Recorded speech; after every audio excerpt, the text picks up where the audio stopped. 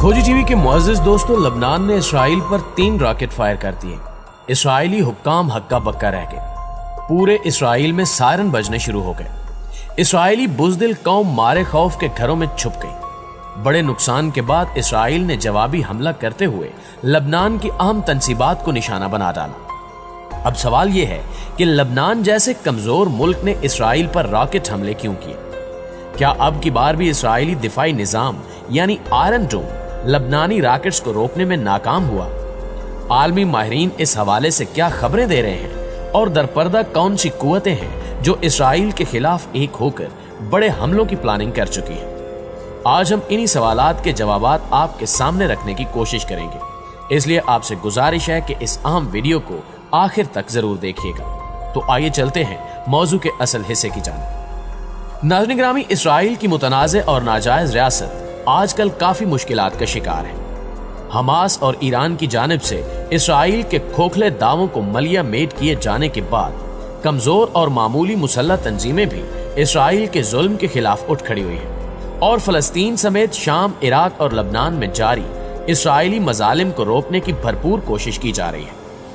हालात इस नहज पर आन पहुंचे हैं कि शाम और इराक के बाद अब लबनान भी इसराइल के खिलाफ खुलकर मैदान में आ चुका है, जिसके बाद आलमी माहिरीन ये कह रहे हैं कि ईरान समेत मुस्लिम ताकतें शाम, इराक और लबनान में मौजूद मुसल्लह तंजीमों की सरपरस्ती कर रही हैं, जिस वजह से इसराइल की कौमी सलामती को शदीद खतरात लाक हो चुके हैं। चंद माह कबल ईरान ने इसराइली आयरन डोम की धज्जियां बिखेरी तो उस वक्त इसराइल को बड़ी जिल्लत का सामना करना पड़ा।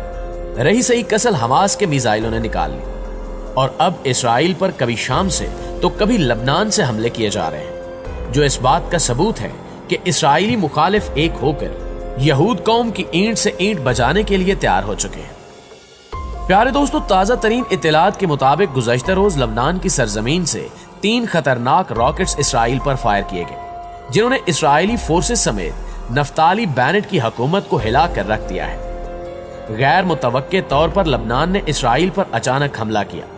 लबनान से 3 रॉकेट्स इसराइली इलाकों पर दागे गए। एक रॉकेट इसराइल के अहम तरीन शहर में गिरा, जबकि 2 रॉकेट शुमाली कस्बे करियात शमूना में गिरे, जिन्होंने खूब तबाही मचाई। इसराइली फोर्सेस ने दावा किया है कि लबनान की जानिब से इसराइल पर 3 रॉकेट्स दागे गए। रॉकेट्स के बायस शुमाली इसराइल में सायरन बज उठे। इसराइली हुकाम का दावा है कि एक रॉकेट इसराइल के आयरन डोम मिसाइल दिफाई निजाम ने रोका, जबकि 2 रॉकेट्स शहरी इलाकों में गिरे, जिस वजह से इसराइल का जानी और माली नुकसान भी हुआ।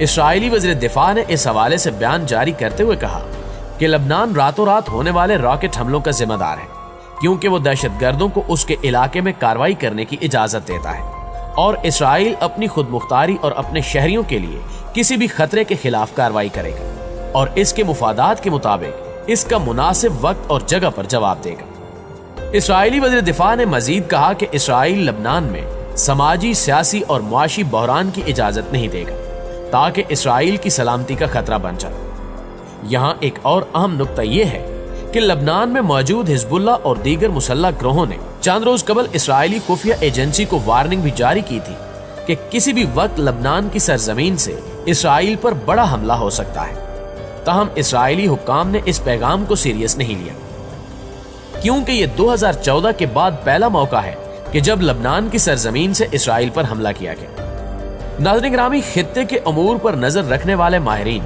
और लबनान से आने वाली खबरों के मुताबिक हालिया हमला बैरूत धमाकों के रद्द अमल में किया गया। अगर आपको याद हो तो गुज़श्ता साल अगस्त के ही महीने में लबनान के अहम तरीन तिजारती शहर बैरूत को धमाकों से उड़ा दिया गया था और बाद अज़ां उन धमाकों की जिम्मेदारी इसराइली खुफिया एजेंसी मुसाद ने कबूल कर ली थी, जिसके बाद से अब तक बैरूत में मामूलाते जिंदगी इस तरह से बहाल नहीं हो सके जैसी सूरत हाल उन धमाकों से कबल थी। और अब अगस्त के महीने में हिजबुल्लाह, लबनानी फोर्सेस और दीगर मुसल्लह ग्रोहों ने मुश्तरका हमले की प्लानिंग की और वो इस हमले में कामयाब रहे। अंदर की एक खबर यह है कि लबनान के 2 खतरनाक रॉकेट्स इसराइल के जौहरी प्लांट के करीब गिरे, जबकि इसराइल की चंद तंसीबात को शदीद नुकसान भी पहुंचा, मगर इस खबर को आलमी मीडिया से छुपाया जा रहा है और इस इलाके में किसी भी रिपोर्टर या सहाफी के दाखिले पर सख्त पाबंदी आयद कर दी गई है تاکہ عالمی برادری کو حقیقت کا علم نہ ہو سکے۔ اس وقت لبنان بحرانی کیفیت کا شکار ہے، کیونکہ اسرائیل حزب اللہ کا بہانہ بنا کر ایک عرصے سے لبنان پر فضائی حملے کر رہا ہے، جس نے یہاں کی عمارات کو ملبے کے ڈھیر میں تبدیل کر رکھا ہے۔ اسی وجہ سے لبنان میں معیار زندگی انتہائی پست ہے۔ بیشتر ممالک عالمی برادری سے بھی مطالبہ کر رہے ہیں کہ وہ لبنان میں استحکام کی بحالی کے لیے اقدامات کریں۔ خود ورلڈ بینک کا کہنا ہے کہ 1850 کی دہائی کے بعد سے لبنان دنیا کے بدترین مالی بحران میں پھنس چکا ہے۔ ناظرین گرامی، دوسری جانب فلسطین میں اسرائیل ظلم و ستم کے ذریعے یہ ثابت کرتا رہا ہے کہ وہ ایسی طاقت ہے جو کسی کے سامنے بھی جواب دہ نہیں ہے۔ یہ سچ ہے کہ حماس کی جوابی کارروائیوں نے اسرائیل کی بے لگامی پر قدغن لگانے کا کام ضرور کیا، لیکن اس کے بعد اسرائیل نے ہمیشہ آگے بڑھ کر ایسی کارروائیاں کی جن سے فلسطینیوں کے دلوں میں اس کی ہیبت بیٹھ جائے اور اس کو ناقابل شکست تسلیم کر لیا جائے۔ شیخ یاسین اور عبدالعزیز رنتیسی کی شہادت بھی اس کا ایک جزو ہے۔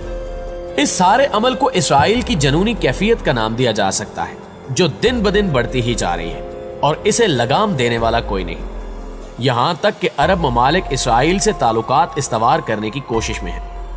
متحدہ عرب امارات نے جب اسرائیل کو تسلیم کرنے کا اعلان کیا تو مسلم دنیا میں کئی طرح کا رد عمل دیکھنے میں آیا۔ کسی نے اسے فلسطینیوں کے ساتھ دھوکہ کہا تو کوئی اسے تاریخی معاہدہ قرار دیتا رہا، اور باخبر حلقوں نے دونوں ریاستوں کے تعلقات میں نارملائزیشن کو فارملائزیشن کے طور پر دیکھا۔ اسرائیل اور عرب امارات کے باضابطہ سفارتی تعلقات کا معاہدہ اس قدر سادہ معاملہ نہیں ہے، بلکہ اس معاہدے کے بعد خطے میں ایک اور جنگ کے ساتھ ساتھ کئی مسلم ریاستوں میں عرب بالادستیوں کے ذریعے فوجی بغاوت کے خدشات بھی بڑھ گئے ہیں۔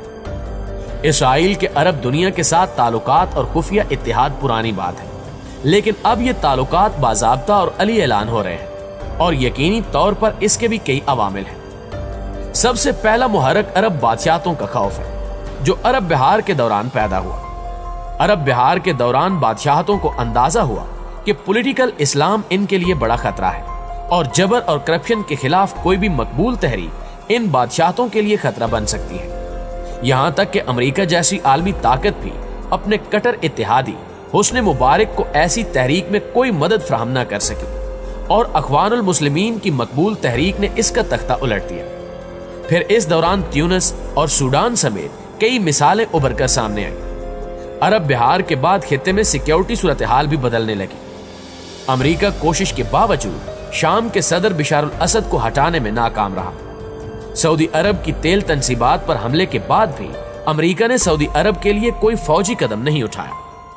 عرب بادشاہتیں جو اپنی بقا کے لیے امریکہ اور یورپی اتحادیوں پر اشروں سے انحصار کرتی آئی ہیں، انہیں احساس ہوا کہ اب یہ اتحادی شاید ان کے کام نہ آ سکے۔ ایران نے خطے میں پراکسی جنگ تیز کی اور اسے لبنان، شام اور عراق سے بڑھا کر یمن تک لے گیا، جس کے بعد عرب بادشاہتوں کو خطرے کا احساس بڑھ گیا۔ سابق امریکی صدر باراک اوباما کے دور میں ایران کے جوہری پروگرام پر معاہدے نے عرب ریاستوں میں خوف پیدا کر دیا تھا، اور انہیں لگا کہ واشنگٹن اب ایران کے جوہری پروگرام کو تباہ کرنے کے عزم سے پیچھے ہٹ گیا ہے اور ایران کو صرف پابندیوں کے بوجھ تلے دبا کر رکھنا چاہتا ہے۔ امریکہ کے مقابلے میں اسرائیل کی ایران مخالفت میں رتی بھر بھی کمی نہیں آئی۔ اسرائیل ان تمام عرب ریاستوں کو یقین دلاتا رہا کہ وہ ایران کے مقابلے میں ان کی مدد کے لیے تیار ہے۔ یہی وجہ ہے کہ سارا عرب اسرائیل کے ساتھ کھڑا ہے، جو مستقبل قریب میں کسی بڑی جنگ کا پیش خیمہ بھی ثابت ہو سکتا ہے۔ جی تو دوستو، اس سارے منظر نامے کے حوالے سے آپ دوستوں کی رائے کیا کہتی ہے، کمنٹ کر کے ہمیں ضرور بتائیے گا۔ انشاءاللہ آپ سے ملاقات ہوتی ہے اگلی ویڈیو میں۔ تب تک اپنا اور اپنے پیاروں کا ڈھیر سارا خیال رکھیے گا۔ اللہ نگہبان۔